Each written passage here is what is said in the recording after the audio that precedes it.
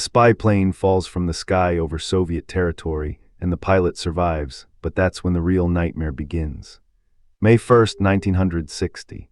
Francis Gary Powers sits in the cramped cockpit of his U-2 reconnaissance aircraft at 70,000 feet above Sverdlovsk, deep inside the Soviet Union. His mission, photograph military installations the CIA has never been able to see. What he doesn't know is that Soviet surface-to-air missiles have been tracking him for weeks, and this morning they're ready.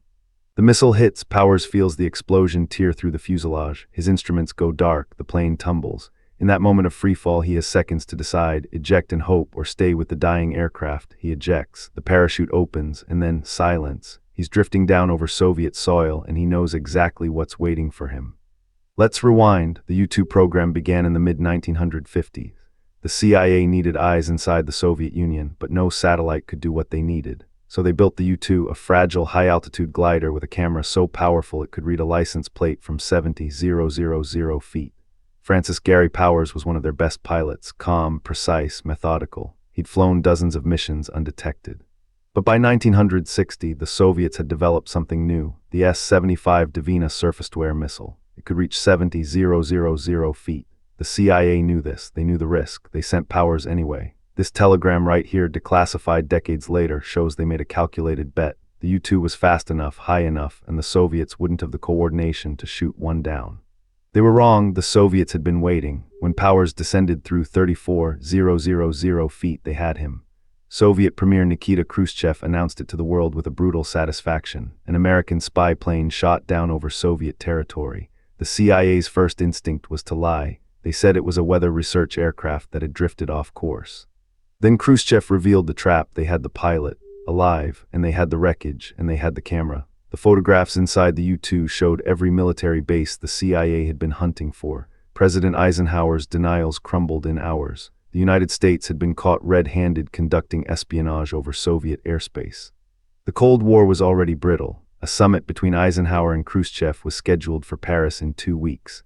This incident exploded that agreement. Khrushchev demanded an apology. Eisenhower refused. The thaw in U.S.-Soviet relations froze solid in 72 hours. And Powers, he was now a bargaining chip in the most dangerous game on Earth.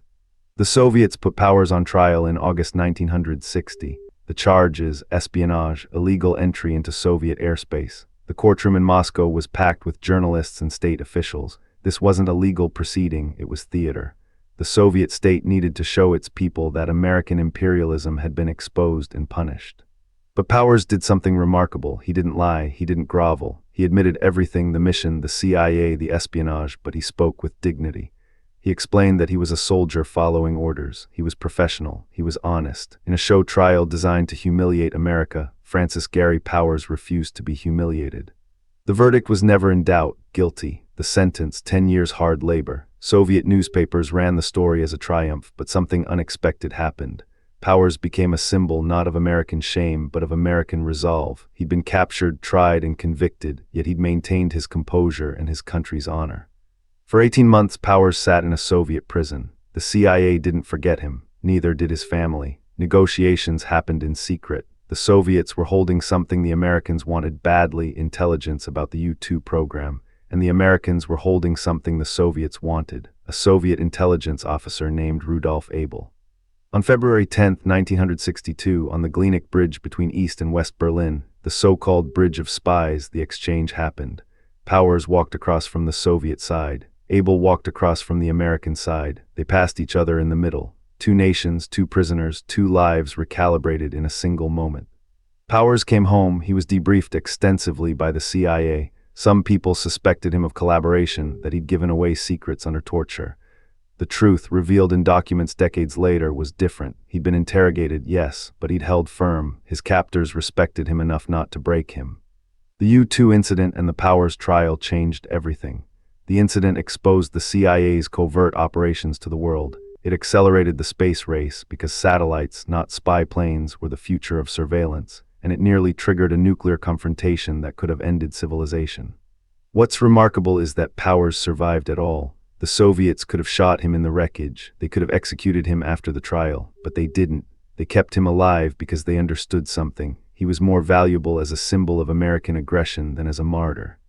Powers lived another 25 years after his release. He worked as a test pilot and a helicopter pilot. He remarried. He had children. But he never shook the weight of being the pilot who fell from the sky and exposed a Cold War secret.